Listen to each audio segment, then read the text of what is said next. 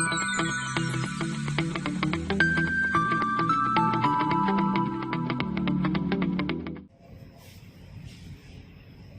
everyone, welcome back to the lecture series of Tribology and Terotechnology. I am Neha Joshi, Assistant Professor in Mechanical Engineering Department at LJ Institute of Engineering and Technology. Let us start our fourth chapter, that is Hydrostatic and Squeeze Film Lubrication. In previous session, we covered our third chapter, which is lubrication of bearing. In that, we covered different topics like mechanics of fluid flow, mechanics of pressure development, Reynolds equation, and design of journal bearing. In today's session, we will cover different topics like first one is what is hydrostatic lubrication, then basic concept of hydrostatic lubrication, then advantages and limitation of hydrostatic lubrication, and viscous flow through rectangular slot. First of all, we will discuss about hydrostatic lubrication. What is hydrostatic lubrication? Okay. So hydrostatic lubrication is essentially a form of hydrodynamic lubrication in which the metal surfaces are separated by a complete film of oil. But instead of being self-generated, the separating pressure is supplied by an external oil pump. There are a number of tribopairs like tuning bearing mechanism, high precision machine tools, pump, which are at interface of which heavy loads need to be supported. Okay, so in such application of lubrication, pressurized fluid is used to separate the relatively moving parts like rotating, oscillating or sliding surfaces. Okay, so for this type of lubrication, the term hydrostatic is used to differentiate its operating mechanism from self-acting hydrodynamic lubrication, where speed and wedge effects are essential requirements. The hydrostatic lubrication is suitable for extremely high load to be alleviated at low, even zero speed or at highly controlled precision position. Okay, so this is what about the hydrostatic lubrication.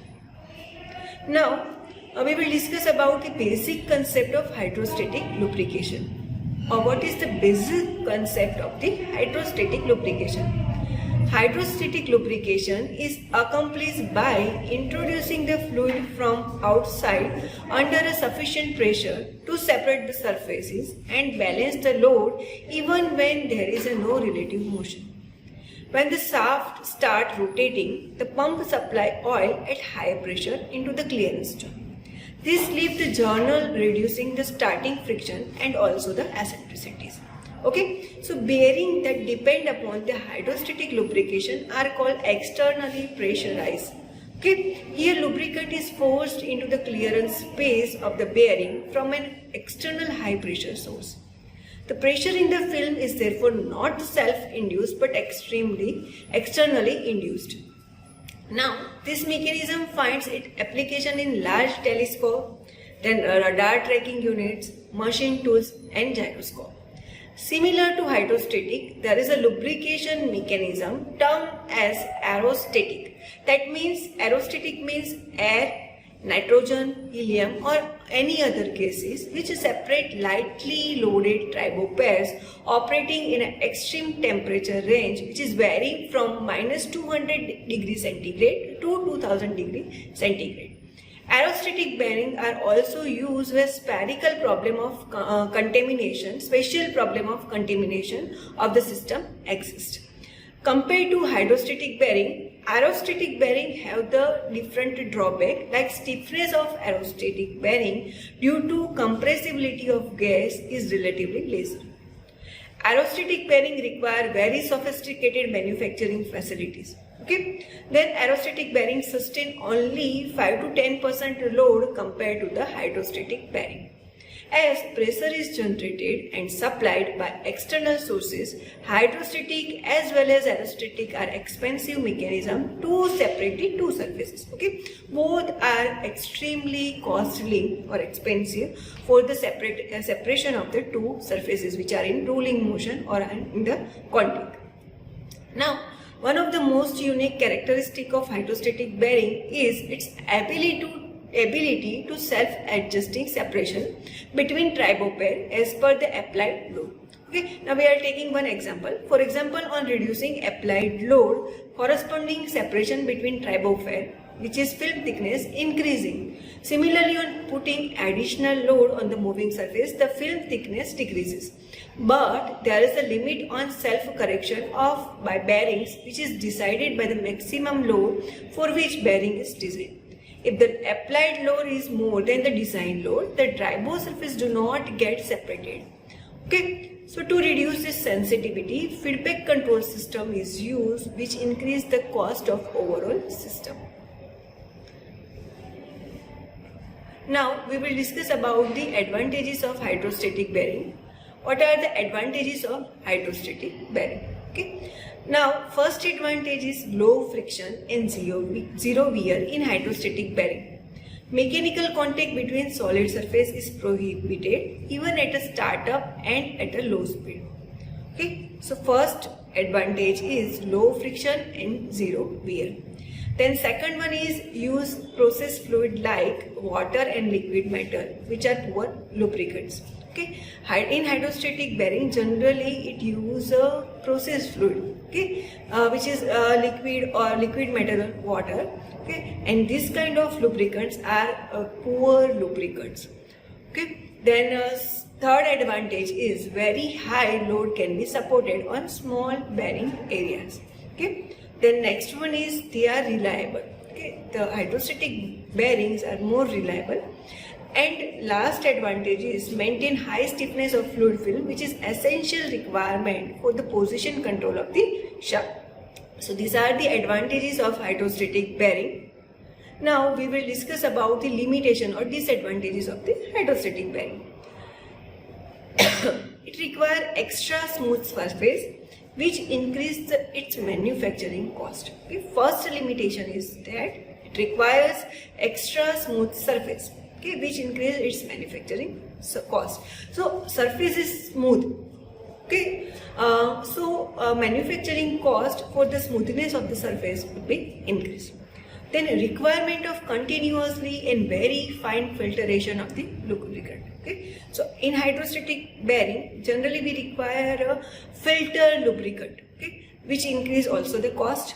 Then load carrying capacity and stiffness are very sensitive towards pump performance. Therefore, a problem of pump are inherent problem of hydrostatic bearing. And last limitation is high running cost. Now, we will discuss about the viscous flow through a rectangular slot. The hydrostatic bearing are meant to maintain a full lubricant film between tribopair by employing external pressurized lubricant to lift the rotating part. To fulfill this purpose, hydrostatic bearings are required slot filled with the pressurized lubricant. Now, as you can see here in the diagram, let us consider a slot of width B and depth I1 and thickness H, okay, that you can see here in the diagram. To derive the relation between the pressure difference P1 minus P2 and the lubricant flow rate, assume the width is B is very large with thickness compared to thickness H, so that the losses at the end of the slot can be neglected. Okay, so here is the assumption is that width B is very large as compared to the thickness. Okay. Now to derive the relation between, consider a small rectangular liquid slab of thickness 2x, okay, being extruded down through the slot. The coordinate axis in the center of the slot, okay, the force acting downward due to the pressure difference, okay, which is given by the equation F is equal to 2xb into delta P, where delta P is the pressure difference in the okay, between the points A and B. If V is the fluid velocity varying as a function of x, then a resisting force upward, which is given by the equation F is equal to area into shear stress. Now what is the area over here? According to the diagram, area is equal to 2L into B, and what is the shear stress? Shear stress is given by the equation minus eta into dV by dx. Okay, we will consider this equation as a equation 2. Now, as a load is stationary, both of its wall will be a stationary and the fluid velocity will be the maximum at the center. Here sign of dV by dx is negative, which means as x increases, v will be the decreases. Okay. While this sign, further I repeat, as a load is stationary, both of its wall will be stationary. Okay. And the fluid velocity will be maximum at the center. So we take the sign of dV by dx is negative, which means as x increases, v will be the decreasing. So using equation 1 and 2 for static equilibrium, okay, 2xb into delta p is equal to minus 2lb into eta dV by dx. Okay, so finally we get minus delta p divided by L into eta x into dx, which is equal to dV. Now, on integrating equation 4, we getting minus delta p by L into eta plus c is equal to v. To find the value of c, constant c, use the boundary condition. We have taken the boundary condition x is equal to plus or minus h by 2 where v is equal to 0. So by putting this value minus delta p upon L into eta plus c is equal to 0. So by simplifying it, we get the value of c, which is equal to delta p 8 into eta divided by h square into delta p into divided by 8 into eta into h square by L. On substituting equations value of c in equation 5 and rearranging it, we get the value of v, which is equal to delta p upon 2 eta into L into s square by 4 minus x square. Okay, so this equation represents the parabolic relation between v and x. Now maximum velocity is obtained when x is equal to 0.